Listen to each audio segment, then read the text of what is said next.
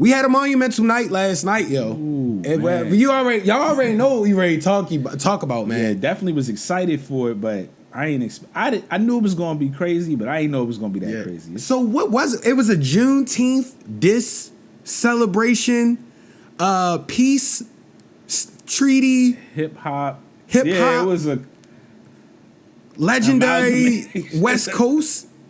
It was just legendary concert / parade. It was hip hop. It was so great. It was hip hop. It was dope, man. Where do we start, Mike? Bro, Mike, kick it off. Yo. So it was crazy. I got so excited because you had called me after work, and it was good because I was a little bit down that yesterday. I'm like, yo, man, basketball off. It ain't nothing on after work type stuff. And Zay, you told me that the concert was coming on, a Kendrick Lamar. And let me have the correct name. First off, shout out Amazon Prime for coming through with the quality production on that. Like the camera angles on that was crazy. That and the tank fight been. Yeah, they've been cooking as far as their production quality. But it was called the Pop Out Concert on Amazon Prime. It was started out by DJ Head. Yeah. And anybody that knows me knew I was gonna get excited watching this because I've been a West Coast nigga for West Coast man. Sorry, for years now, and the way it started off, I got excited. I called Rich first because Remble came out, and I'm like, nobody knows him. I brought him up multiple times on here, and people just was like, I didn't hear what he said, but he came out, and the song was fire, bro. I already knew what type of vibes they was on. It was crazy because a lot of the artists was like, yep, Mike spoke about him, Rich spoke about him, blah, blah, blah. This gets played behind the scenes a lot of the times. I was like, so a lot of Coach Claxton spoke about a lot of these artists that was coming up. Yes. The only reason I know because doing this show, yo, about a good amount of them. Like I kept calling y'all. Yeah, I know I was annoying. I was just getting so excited because I had no expectation for that. Yeah. And then, we just going to talk about the elevation because it was just like he kept. Let's just start with the fact that it was just really like friends and people from, as they say, different sets and this and that and the third, like different artists that that's good to see, bro. A lot of cool artists was DJ Head. DJ Head was a lot of us. Be honest, a lot of us, especially on the East Coast, haven't really heard about him. Yeah, he got really his name really got out there during the Drake and Kendrick like the beef because that's when I started hearing him more and more. I was like, I never really heard of him like that. I'll be honest, like and then we started seeing his face and stuff pop up more places. It seems intentional. I've seen him on like a couple of like radio shows. And maybe podcasts. He might have been on something back in the day, but I just don't remember him like that. Like be honest, but he came up a lot more through this, like as far as recognition wise. You feel me? Yeah. But anyway, so he came out and they said we're friends, and people, man. Yeah, G Perico. Yeah, so we started with Remble.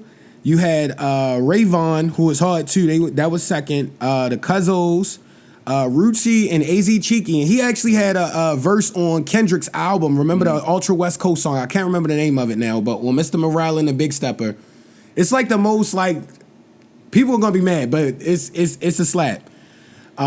Jay Worthy and the Whoops. Yeah.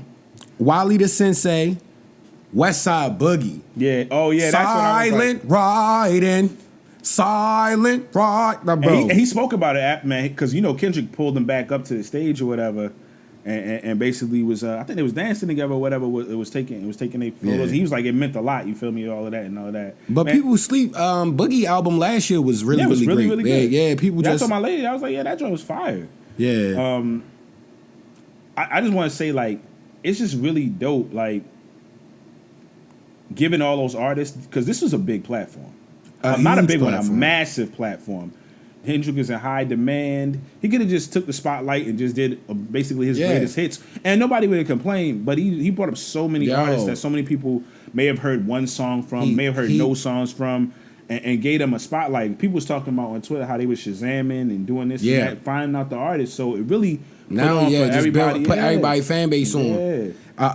Built everybody's fan base, and that was so solid to do as like a number one guy or one of the top artists for the last 10 to 12 years. Yeah. And it's just really dope to do that, bro. Like you don't have to do that, bro. You don't. That's what I see. Blue Bucks Clan was out there. Like that's my guys. I'm like, yo, they really it was slapping too. No, he had anything that would be rocking in the club. G Perico got love. Right. It was just a lot. Oh, Jeezy from Shoreline Mafia got love. Problem. Jason Martin got love. It was just a lot of cool vibes with that, bro. And what's so dope about it is that when they gave him remember when Kendrick was on stage years ago. Yeah. And they basically anointed him like the chosen one, gave him basically say he's the guy right now coming up. And they had all those West Coast artists on stage, Snoop, Dre, I think The Game was up there, a bunch of people, right? I do remember that moment, right? I do remember So they that. passed the torch to him, right? He did exactly what you should do when you get that torch passed. He did exactly. Like he came and brought it back to the town. Yeah. And put everybody on that he possibly could. Like he was, like you said, that was the most ungreedy stadium sellout of all time, bro. Like he really was like, even down to, well, we gonna go through the whole thing. The Forum. Yeah. At the Forum, and he brought out Tommy the Clown. Yeah. And like I haven't seen Yo since the Rise movie back when we was in like high school, bro. I forgot about the crump dancing and stuff. I'm like, they still at it going crazy. They was going crazy. They still at it going crazy, bro. And that's Ultra LA on top of that. And that's what DJ had said. He said it's about to get real LA. Yeah. Like, and they it was a victory. It was a celebration. It was unity. I heard Big Boy. He was just basically like, because TMZ was talking about it. They was talking to him. I just saw a clip. And he brought Roddy Ricch up there, and he was all talking about it. And TMZ, I'm not even going to clown. They do what they do, right? They trying to get the headlines, right? So they was like, yeah, so what does this mean for Drake and everything? So they doing their thing where they trying to stir up some stuff. Whatever. Yeah. That's their job.